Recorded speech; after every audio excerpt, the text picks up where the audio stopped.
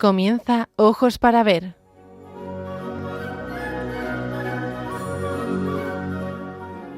Hoy dirigido por María Viana.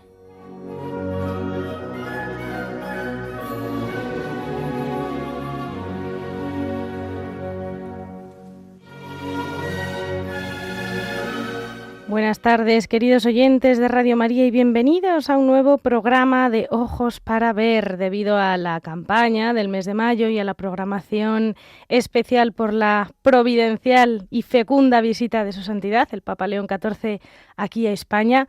Hacía ya 2 meses que no tenía la alegría de presentar una nueva retransmisión de este hermoso programa. Y como estamos ya en el mes de julio y arrecia el calor intenso, hoy traemos una propuesta veraniega. Hemos preparado un recorrido para que nos acompañen durante los próximos 55 minutos a lo largo de algunas de las obras de temática religiosa más sobresalientes del pintor Joaquín Sorolla.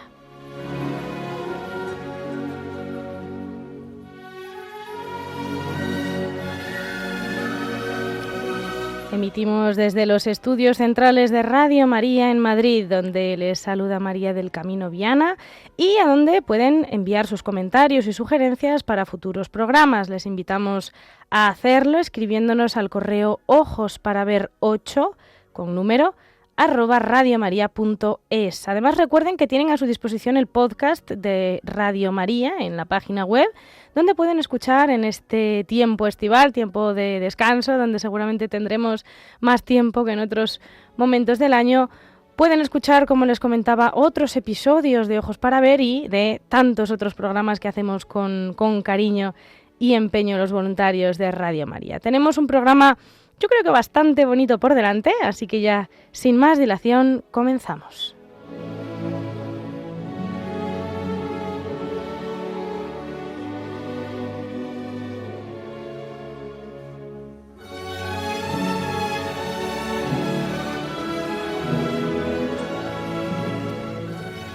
La pintura religiosa es tal vez la faceta más desconocida de Sorolla.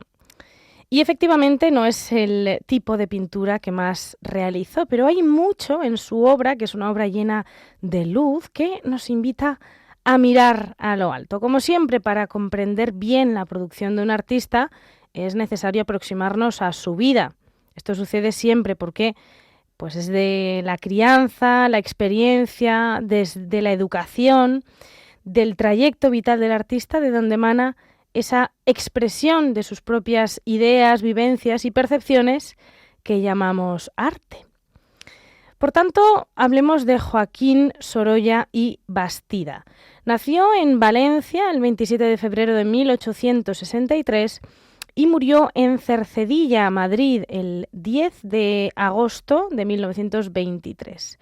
Huérfano desde muy chiquitito, se formó primero en la Escuela de Artesanos y desde 1878 en la Real Academia de Bellas Artes de San Carlos, donde recibió la influencia de Gonzalo Salvá, de Ignacio Pinazo, que han sido pues artistas decisivos para su interés por la pintura al aire libre.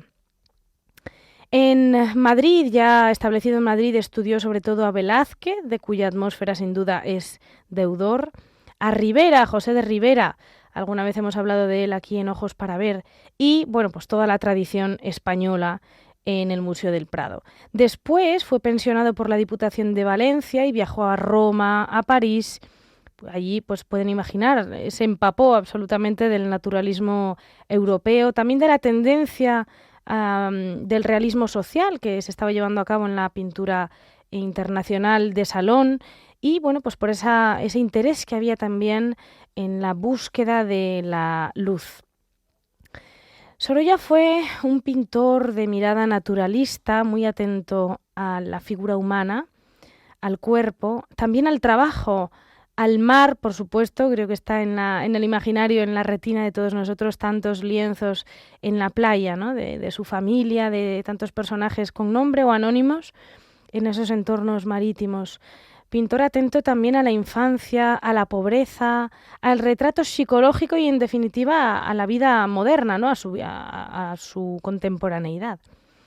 Tenemos obras como Otra Margarita o Aún dicen que el pescado es caro o el lienzo Triste herencia, del que hoy hablaremos, en los que une el realismo social y la composición monumental y en los que de alguna forma denuncia la injusticia sin por ello renunciar a la belleza de la pintura.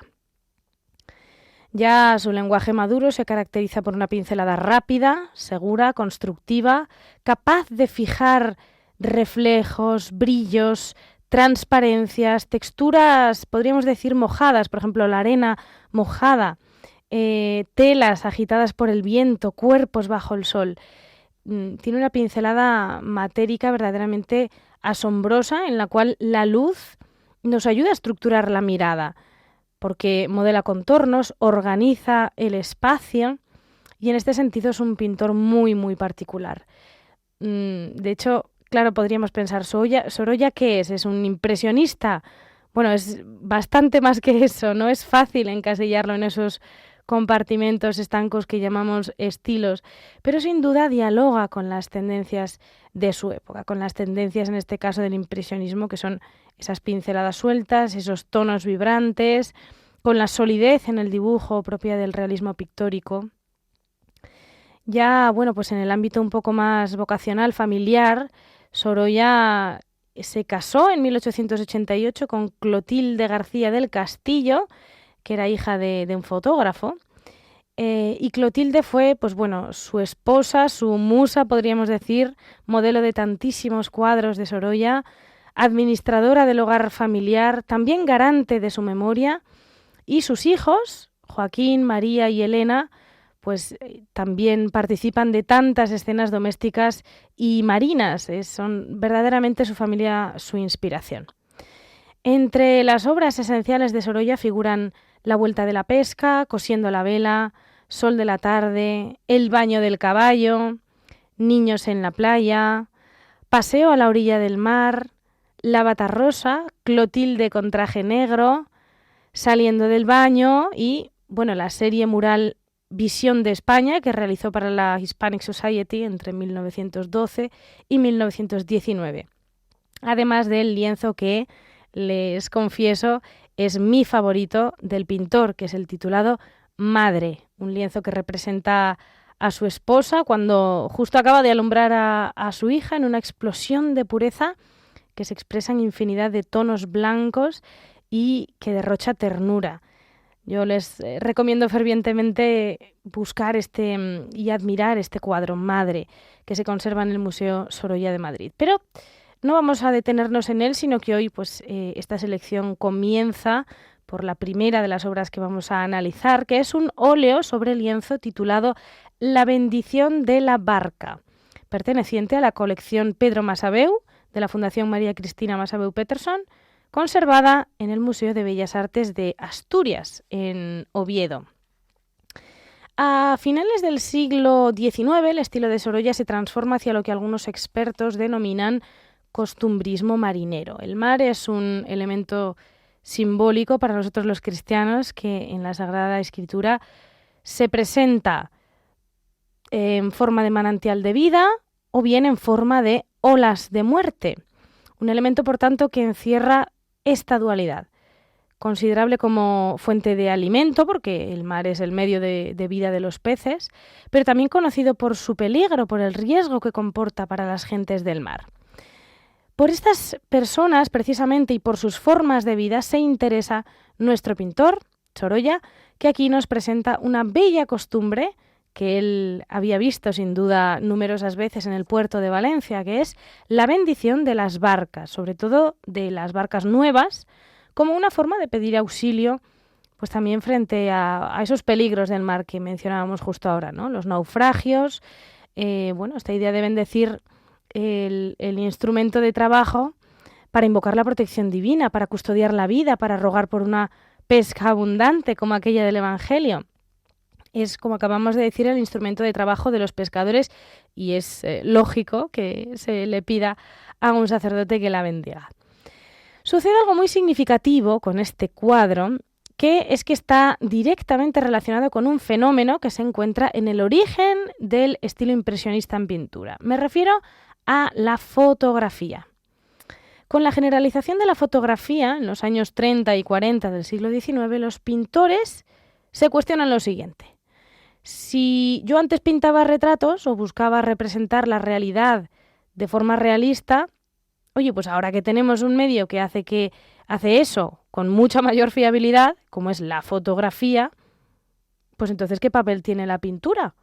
Si ya los retratos tal vez no tengan tanto sentido, si esa búsqueda por un realismo cada vez mayor ya no, pues eso, a la luz de la aparición de la fotografía parece que se opaca un poco, tendremos que repensar la pintura, ¿no? Y la respuesta lógica es que los artistas comienzan a explorar lo que es propio de la pintura, que es la textura, el color, la luz. Entonces, los pintores impresionistas son aquellos que crean juegos cromáticos y lumínicos fascinantes, porque además pintan en el exterior, o plein air, como dice la historiografía, a propósito sobre todo de los primeros impresionistas franceses como Monet, también Manet, Degas, Pissarro, Sisley, un largo etcétera de pintores impresionistas.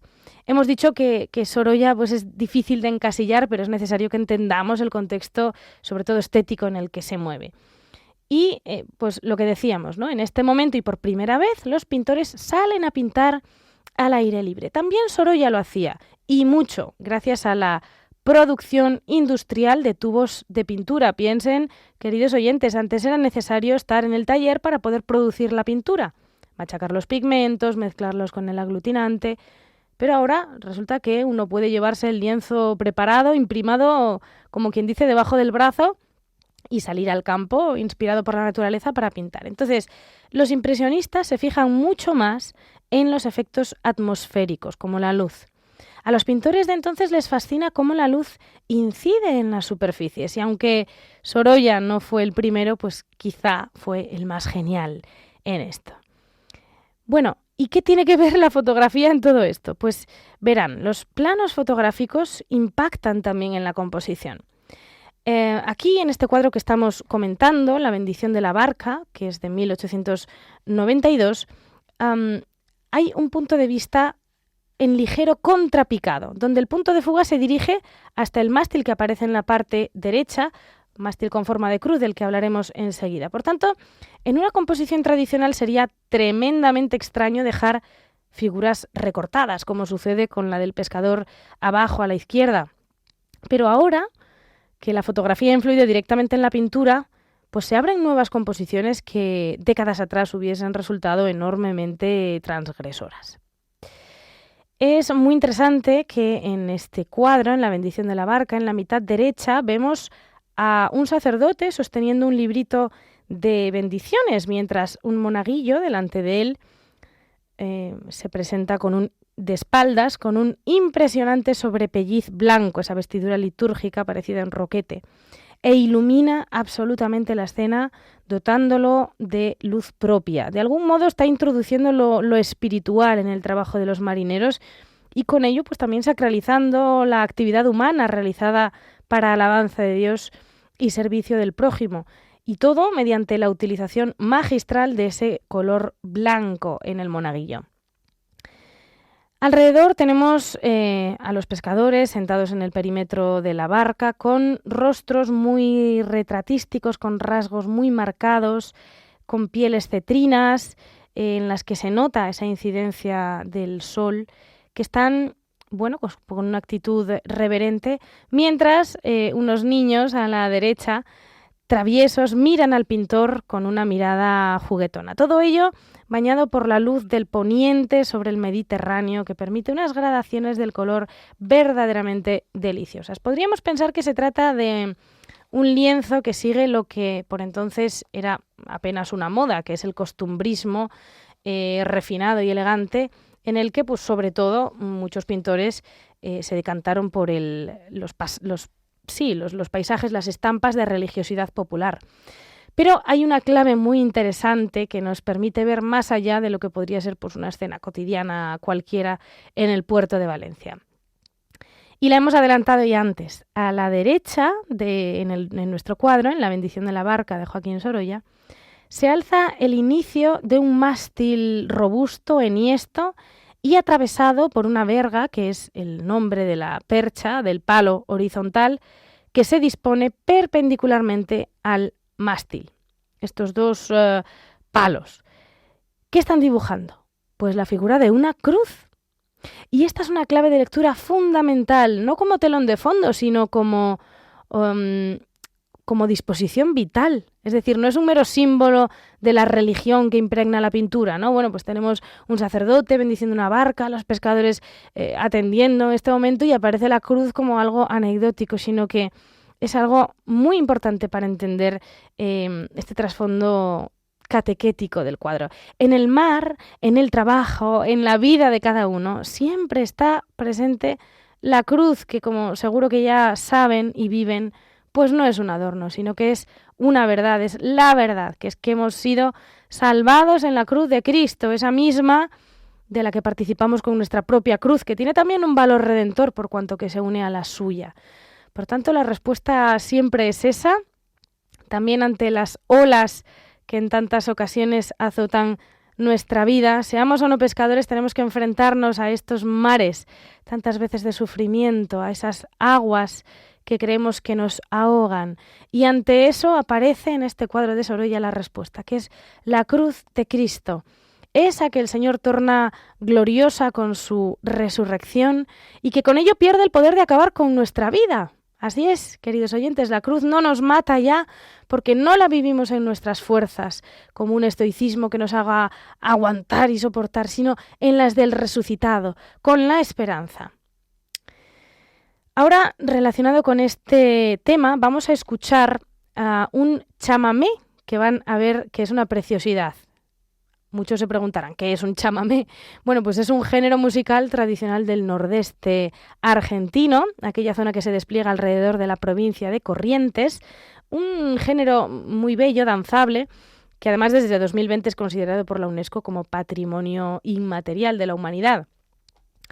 Nuestra canción se titula Oración del Remanso y es del cantautor Jorge van der Mole, y pone una historia y una súplica en boca de un pescador que invoca al Señor como Cristo de las redes, haciendo referencia a un paraje que está ubicado a mitad de camino entre las localidades santafesinas de Rosario y Granadero, Baigorria, que es el llamado Remanso Valerio, sobre el río Paraná. Este Remanso Valerio es un pequeño paraje de pescadores que, como saben, no era sino el oficio pues de muchos apóstoles. Y por eso Jesús empleaba tantas veces esta imagen que la iconografía catacumbaria de los primeros cristianos ha recogido y hasta el día de hoy, la pesca como símbolo de la evangelización. Por eso para los católicos esta idea de la pesca, de los pescadores, es tan sugerente y nos resulta familiar. Este pueblecito que hemos dicho, este Remanso Valerio, gira en torno a la pesca en el río Paraná, que es el segundo río más largo de Sudamérica, con casi 4.900 kilómetros, que atraviesa Argentina, Paraguay y Brasil, pero que por una serie de tragedias e intervenciones humanas en el ecosistema, que no viene al caso ahora extendernos en ello, se puso en jaque su subsistencia. Y por eso los habitantes de este lugar se encomendaron a un Cristo pescador, que desde mayo de 1995 preside en forma de estatua la zona. Este es el contexto y la pieza la escuchamos ahora.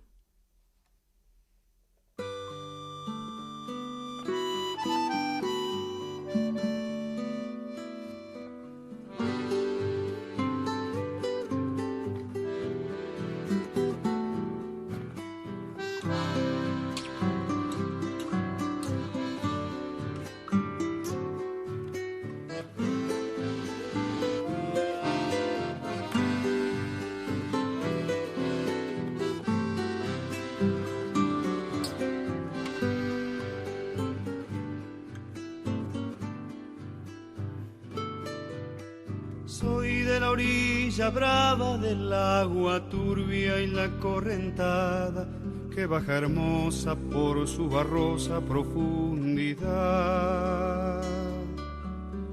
Soy un paisano serio, soy gente del Remanso Valerio, que es donde el cielo remonta vuelo en el Paraná.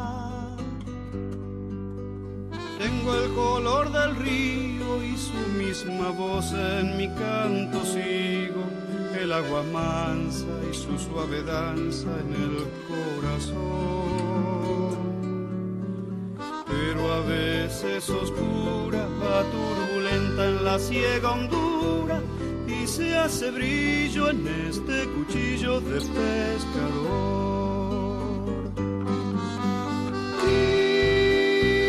Cristo de las redes,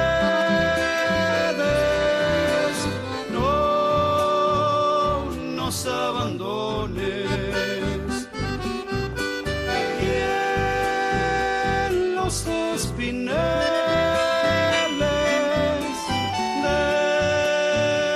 déjanos tus dones. No pienses que nos perdiste, es que la pobreza nos pone tristes, la sangre tensa y uno no piensa más que en morir. Agua del río viejo, llévate pronto este canto lejos, que está aclarando y vamos pescando para vivir.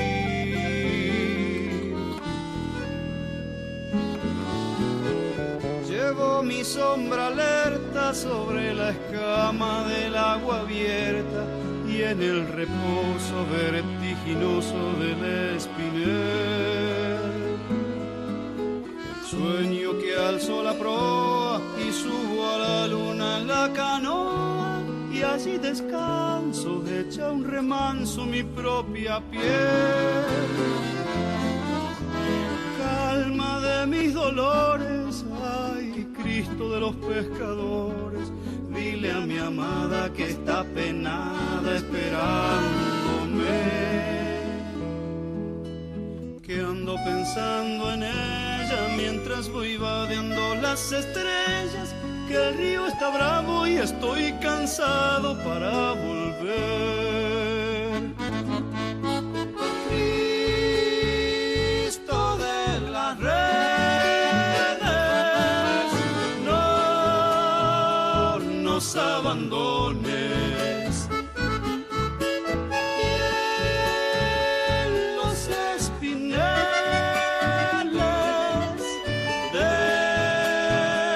déjanos tus dones.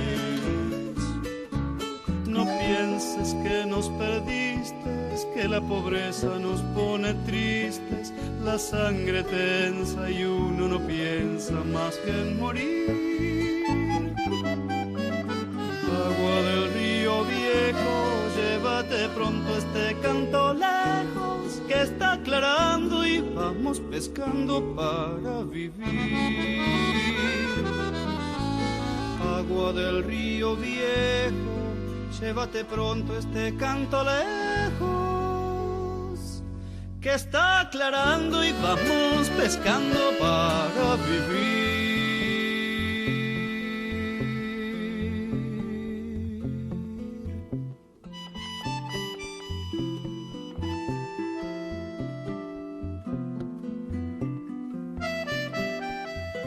Aquí teníamos esta bella canción que, a pesar de haber sido compuesta apenas en 1998, integra ya el acervo popular argentino. La siguiente obra que vamos a analizar hoy es un watch sobre papel llamado Toma de hábito, que se conserva en el Museo Sorolla de Madrid y que data de 1888. Se trata de la representación de la consagración de una joven a Cristo. Bueno, toma de hábito, no les descubro nada. No conocemos la identificación segura de ninguno de los personajes, pero conviene leerlos por función. La novicia va vestida de blanco como una novia con una hermosa corona florida en la cabeza y situada en ese mismo eje luminoso que parece una procesión hacia un altar que quedaría a la izquierda y que no vemos, pues avanza en ese espacio del convento, probablemente dentro del propio templo. La acompañan atrás dos religiosas, también de blanco, y detrás otras dos ya profesas, figuras femeninas de apoyo y testigos laicos hacia el fondo, que es donde se intuye la comunidad eclesial, en penumbra. El pavimento cubierto de flores alrededor de la nueva integrante de esta comunidad religiosa, pues subraya el carácter nupcial del rito, la entrega a Dios que se formula espiritualmente y por tanto en nuestro cuadro también visualmente como un verdadero desposorio, un celibato fecundo que muestra al mundo la vocación nupcial, anticipando de algún modo las bodas místicas del Cordero con su esposa, mediante esta entrega total en fidelidad eterna a Dios. Por eso, pues no ahorra Sorolla ningún detalle en cuanto a la magnificencia de ese vestido blanco. No porque sea suntuoso, sino porque es verdaderamente delicioso ver cómo los tejidos, la curvatura, las transparencias, pues están dignificando a esa joven que se entrega totalmente al Señor. El tratamiento pictórico de las figuras, además, pues acentúa la idea de perspectiva por el contraste que existe entre los personajes del fondo, que apenas se distinguen en la penumbra, y este grupito central de jóvenes que están bañadas en una luz casi mística, que no procede de un foco determinado, sino que inunda sus siluetas como si estuviesen iluminadas desde dentro. Sí que es cierto que existen rayos de luz que entran en el templo. En la parte derecha vemos un vitral y también una vidriera coloreada en la esquina que deja entrever el interés de Sorolla por los detalles. Pero en este grupito central, encabezado por esa nueva profesa, pues aparece una luz que, como digo, parece que emana de ellas mismas, ¿no? Y de ahí pues el aura de misticismo de la que tal vez es la seña de identidad del pintor valenciano, que es la luz. Sorolla ordena la composición con una arquitectura sombría, casi teatral, que concentra la atención en el blanco de estos hábitos, de estos velos. La pincelada vaporosa, además en esos detalles de color de las flores que están distribuidas sobre la alfombra alrededor de esta nueva monja, los contornos también deshechos, la atmósfera interior, bueno, es todo un combo que revelan un Sorolla que aún es académico y narrativo, pero que está interesado por el rito, por la emoción contenida y por una descripción también de los rostros. Los rostros, tanto de la postulante como de las dos religiosas que la acompañan, muestran pues la intensa gravedad de quien es consciente de la importancia del paso que está dando, que es un sí perpetuo, un sí obediente, casto y pobre al Señor. Continuamos en la Fundación Bancaja de Valencia, porque es una institución que acoge varios lienzos de Sorolla, entre ellos uno que le consagró a nivel internacional, impactando enormemente a la crítica dentro y fuera de nuestras fronteras y mereciéndole premios en Madrid y en París. Pero es un lienzo que le supuso, como él mismo afirmó en una entrevista que le hicieron en 1909, un terrible sufrimiento que le hizo prometerse a sí mismo no volver a pintar un tema como ese. Se estarán preguntando, ¿pero qué es ese lienzo tan grave? Bueno, me estoy refiriendo a Triste herencia. Ese es el título de un óleo de algo más de 2 metros de alto, por algo menos de 3 de ancho, gestado durante el verano de 1899 en Valencia y cuya inspiración él mismo relató con estas palabras.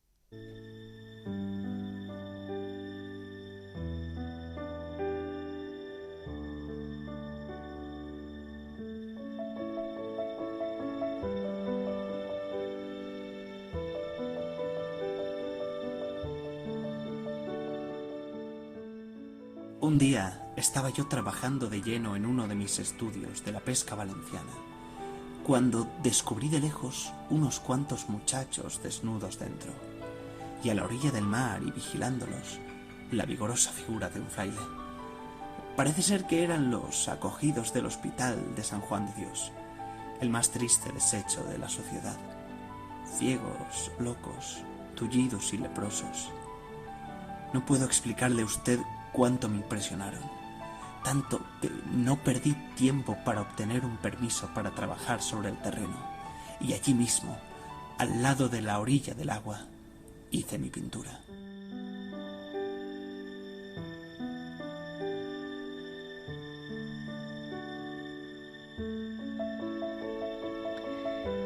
Esto es lo que Sorolla él mismo dijo a propósito de este cuadro Triste herencia que estamos comentando aquí en Ojos para ver.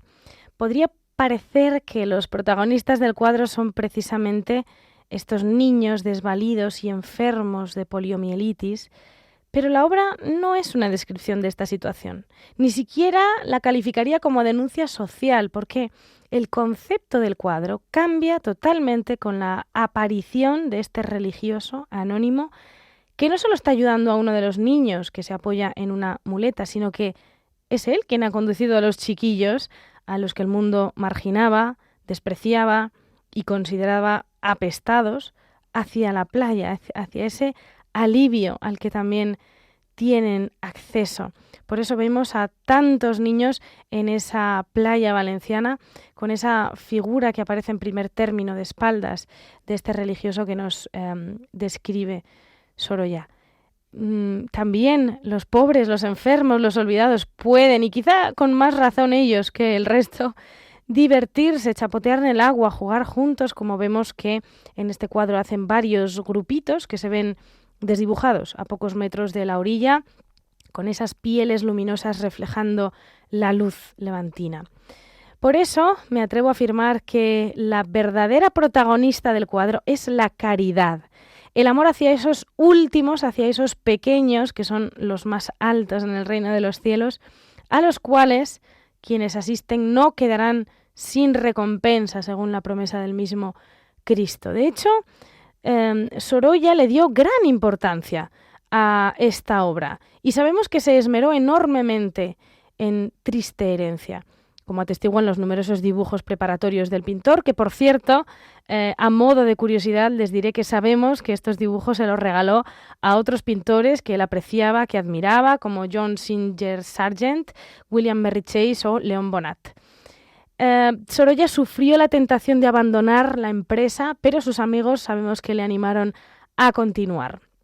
¿Y por qué? Pueden preguntarse este título, pudiendo llamarle de cualquier otro modo a esta escena que representa Triste herencia. Bueno, pues en el contexto cultural del siglo XIX, la expresión Triste herencia, que da título a nuestro cuadro, aludía a los males físicos y sociales que, según la mentalidad de la época, podían transmitirse a los hijos como consecuencia de enfermedades asociadas a conductas inmorales o a pecados o a conductas desordenadas.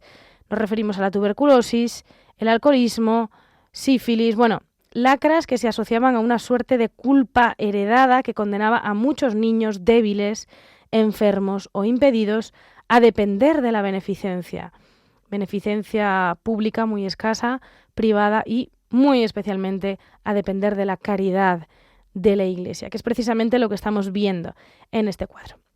La escena se sitúa en la playa valenciana del Cabañal, que es un espacio marítimo que Sorolla transforma en escenario de dolor y de asistencia. No estamos ante una playa luminosa, jubilosa de otras obras suyas posteriores, sino ante un litoral que es incluso un tanto inquietante por esos tonos oscuros, casi negros, que vemos al fondo, cerca de la línea del horizonte, que ocupa hasta la parte superior del cuadro. Son aguas muy diferentes a las aguas turquesas y diáfanas del Sorolla más popular, de ese Sorolla más amable que a todos nos encanta. La luz, en este caso, llega de frente desde el lugar que ocupa el espectador e incide directamente sobre los cuerpos infantiles, en muchas ocasiones pálidos, muy delgados. Uno de los niños, que es el único que parece sonreír a la derecha del cuadro, se tapa los ojos deslumbrado, confirmando de algún modo que esa luz proviene de donde está el espectador. La composición organiza el espacio, como decía ahora, mediante una línea del horizonte muy alta, situada casi a la altura de la cabeza de este hermano hospitalario, es decir, de la Orden de San Juan de Dios, la popularmente conocida la Orden del Hospital, la Orden de San Juan de Dios. Esto abre una amplia superficie de playa y de agua en la que se distinguen varios planos. Al fondo aparece ese mar sombrío al que ya nos hemos referido, con olas que rompen y que refuerzan la tensión de la escena. En un plano intermedio el agua es más clara y más tranquila y ya allí pues, se distribuyen diversos grupos de niños. Y en primer término se concentra la acción principal. el religioso que sostiene y ayuda a un niño impedido que avanza con cierta dificultad por la arena apoyándose en un palo a modo de muleta. Detrás de ellos, otros niños vistos de espaldas, de perfil, de frente, pues completan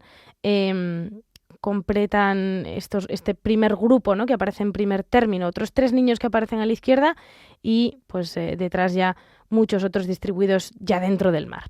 Los contrastes entre la piel infantil y el hábito oscuro del religioso, entre la fragilidad de los niños y la robustez del adulto, entre la inestabilidad de estos infantes tullidos y la estable firmeza del religioso, constituyen un lienzo que está totalmente lleno de fuerza. Son contrastes que dotan a la escena de una cierta dimensión, de una cierta incomodidad. No querría decir dimensión de denuncia, sino más bien pues de un puntito de inquietud. Los niños aparecen desvalidos, enfermos, anónimos, casi sin rostro, como si Sorolla quisiera evitar la personificación, la identificación individual, para convertirlos pues en un símbolo universal de la inocencia herida. Verdaderamente cualquiera de estos niños podría representar a tantos menores marcados por la pobreza, por la enfermedad, por el abandono, y frente a ellos pues el hermano de San Juan de Dios que encarna la caridad de la Iglesia, que sostiene y acompaña.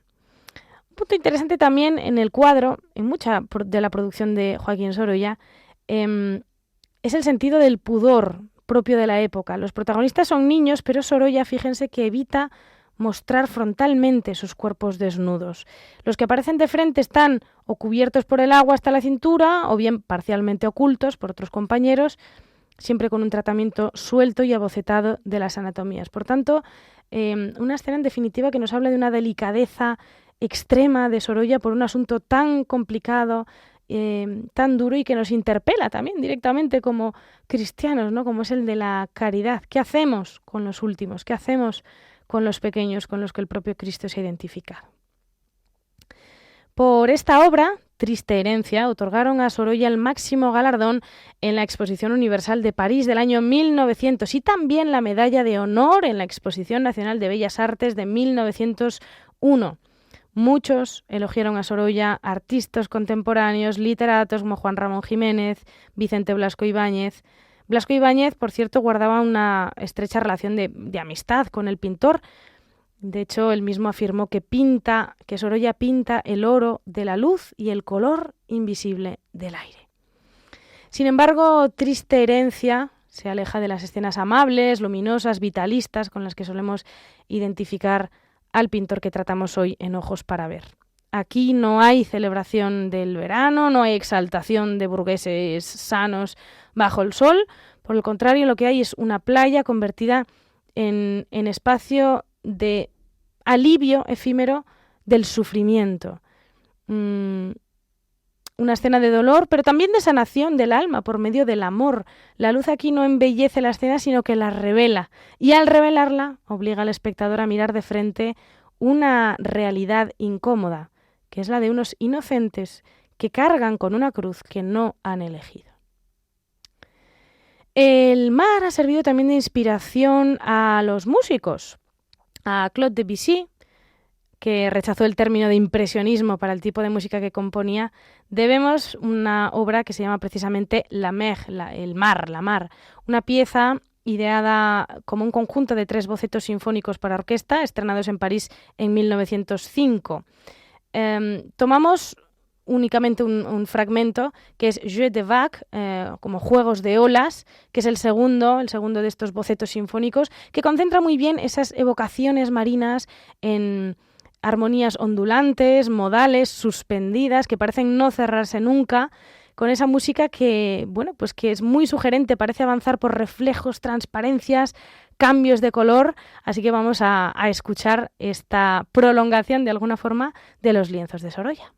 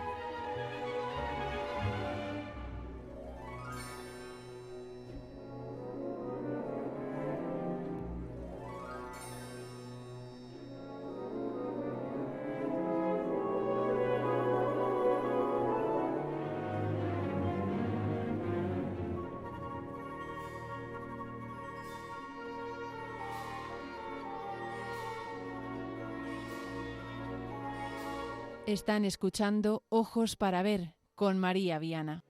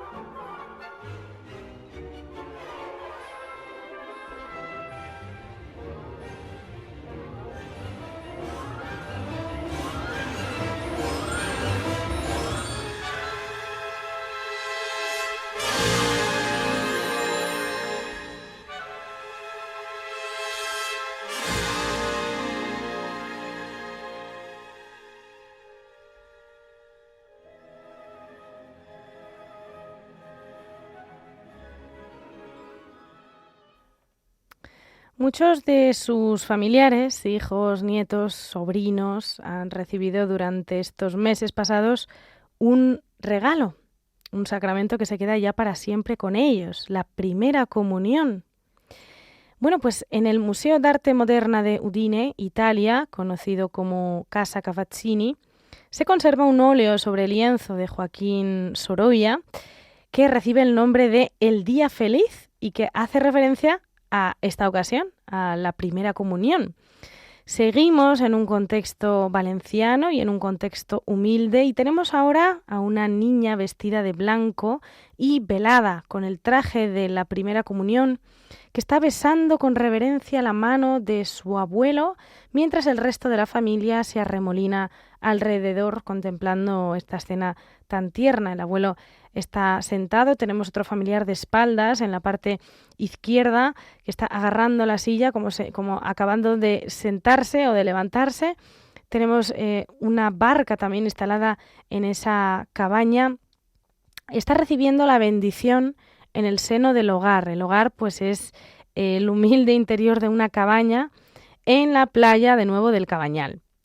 Lo interesante es que aquí ya no se representa una ceremonia litúrgica en el templo, sino la prolongación doméstica del sacramento recibido, de la gracia de quien, alimentada con el pan de los ángeles, regresa al hogar, un hogar pobre, pero regresa renovada y renovándolo, no como una celebración familiar, sino como un verdadero paso hacia la vida adulta en la fe.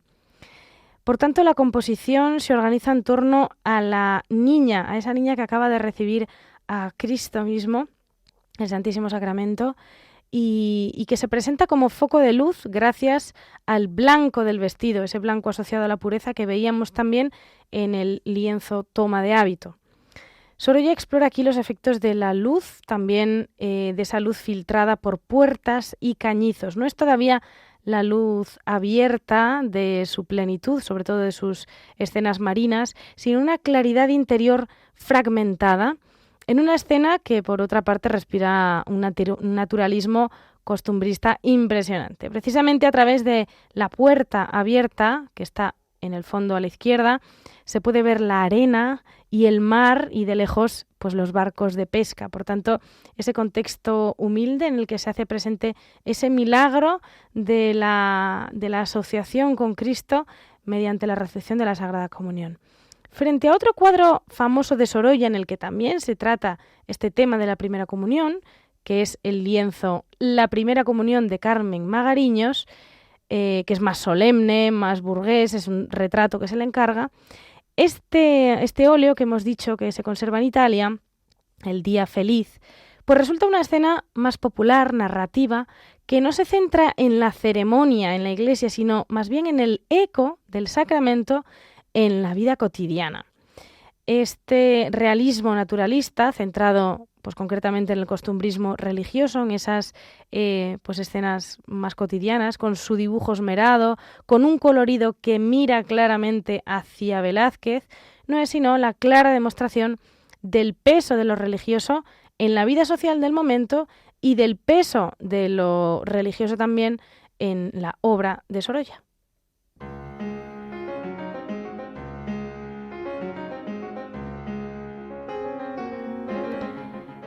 Vamos a ir finalizando este programa de Ojos para Ver escuchando El Puerto, que es la segunda pieza del primer cuaderno de Iberia, la gran suite pianística de Isaac Albéniz que celebra nuestro país. Son 12 piezas en 4 libros compuestas entre 1905 y 1908, escrita para piano solo, en este caso evoca el puerto de Santa María en Cádiz mediante un aire de zapateado andaluz con ese ritmo flexible, giros, trinos, apoyaturas, acentos y una escritura por momentos casi orquestal. De nuevo el valor de la cultura popular, el sonido de la tierra, de los pueblos y de sus gentes.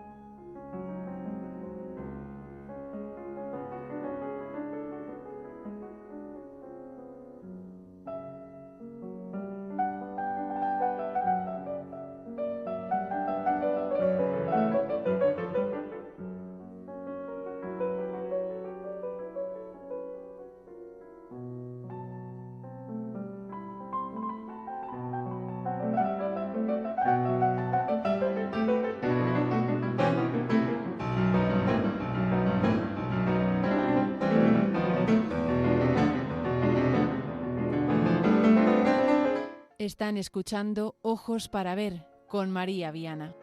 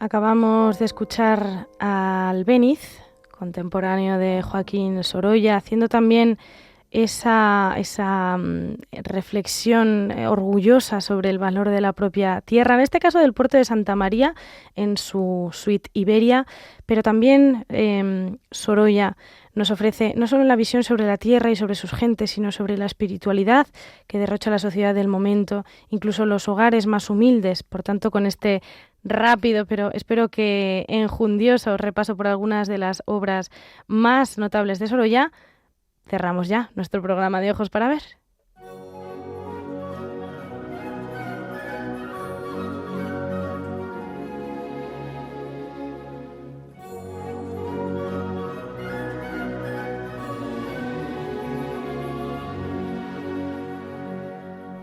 Y es así como llegamos al final de Ojos para Ver aquí en Radio María, un programa hoy dedicado a Joaquín Sorolla y a algunas de sus obras directa o indirectamente religiosas. Hemos analizado la bendición de la barca con ese papel preeminente de la cruz, siempre presente también ahora en verano como símbolo del valor de nuestra redención y del motivo de nuestra esperanza. Hemos hablado también brevemente de Toma de hábito, ese otro lienzo conservado en Asturias, también de Triste herencia, uno de los cuadros más premiados del autor y que nos revela no solo una realidad social triste de sufrimiento, de ese abandono de los más pequeños, sino sobre todo el poder salvífico de la caridad ejercida para con esos últimos que en el reino serán los primeros. Y hemos terminado con uno de los cuadros dedicados a la primera comunión, en este caso no de una noble o de una burguesa, sino de una niña humilde en la playa del Cabañal, en Valencia, un óleo titulado El día feliz.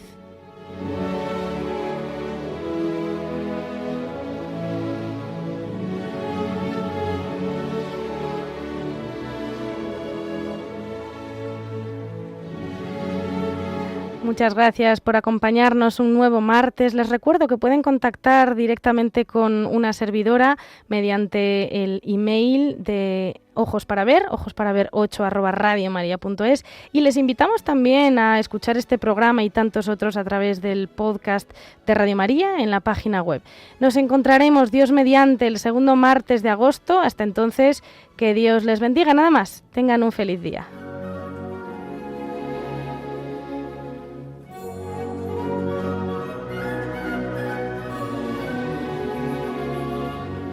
Así concluye Ojos para Ver, un programa hoy dirigido por María Viana.